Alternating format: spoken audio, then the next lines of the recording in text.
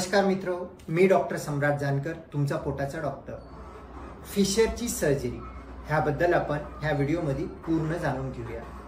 Fissure काय, फिशरमध्ये बिना सर्जरीचं कसं ट्रीटमेंट करता येतं, फिशरमध्ये डाएट कसं असायला हवं, ह्या सगळ्या गोष्टींबद्दल अगोदर आपण डिस्कस केलेले आहेत. त्याबद्दलची व्हिडिओ लिंक आपल्या डिस्क्रिप्शनमध्ये आहे, तुम्ही बघू शकता, समजून घेऊ शकता. फिशरमध्ये सर्जरी हा एकदम शेवटचा पर्याय आहे. फिशरची सर्जरी फक्त आणि फक्त जर करता तुम्ही प्रॉपर मेडिकल ट्रीटमेंट प्रयत्न केलेले आहेत.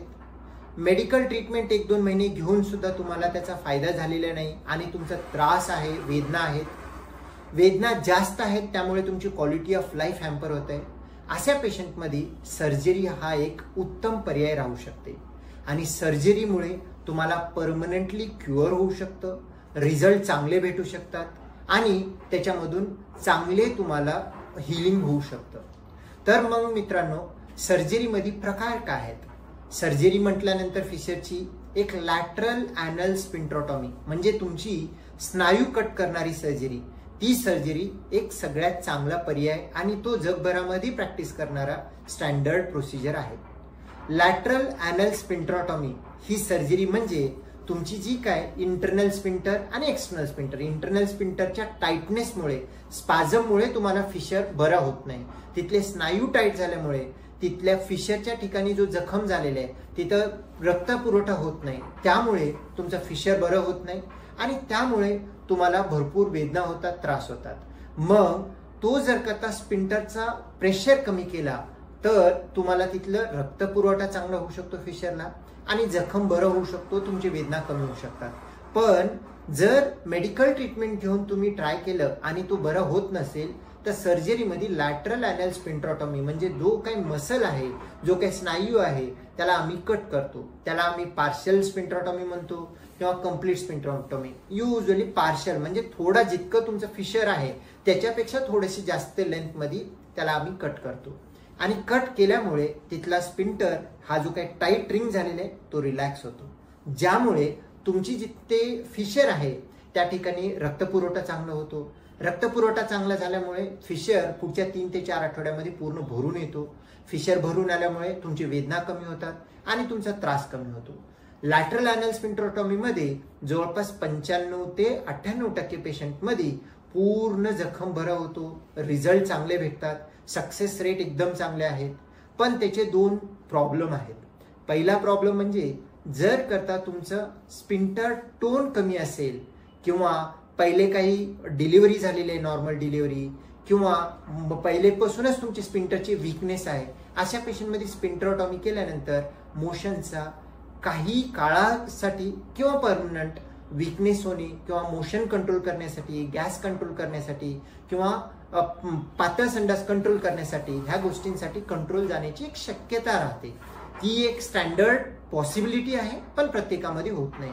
जर तुम्ही एखाद्या क्वालिफाईड पर्सन कोण गरज असल्यास सर्जरी केलेली असेल तर तशी शक्यता होण्याची शक्यता खूप कमी असते. काही वेळेला झालं तरी तो टेम्पररी राहतो आणि पुढच्या काही 2-3 आठवड्यामध्ये पूर्ण नॉर्मल होऊ शकतं.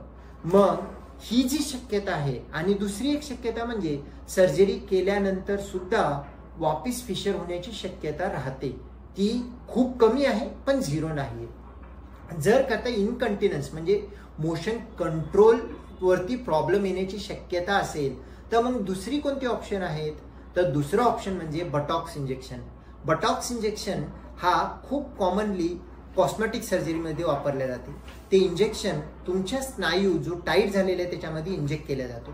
बटॉक्समुळे तिथले स्नायू ब्लॉक होतात आणि स्नायू पूर्ण रिलॅक्स होते आणि 2 ते 3 महिने स्नायू रिलॅक्स असल्यामुळे तुमचा फिशर भर होऊ शकतो आणि पूर्ण हिलिंग होऊ शकतो. जखम चांगली झाली तर फिशरचा प्रॉब्लेम परमनंटली जाऊ शकतो.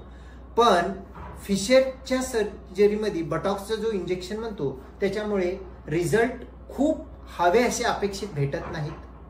त्याच्यामध्ये सुद्धा टेम्पररी वीकनेस होण्याची शक्यता राहते, पण तो वीकनेस 2 ते 3 महिन्यानंतर ज्या वेळेला फिशर बरा होतो पूर्णतः नॉर्मल होऊ शकतो.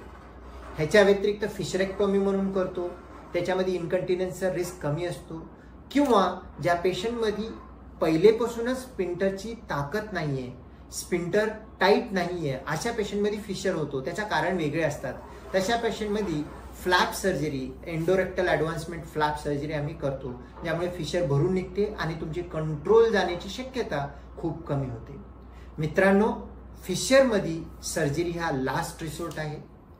योग्य पेशंटला ज्याच्यामध्ये मेडिकल ट्रीटमेंट घेऊन तुम्ही गोळ्या, औषध म्हणा, मलम म्हणा वापरून 2 ते 3 महिन्याचे प्रॉपर ट्रायल करून फेल झालेला आहे.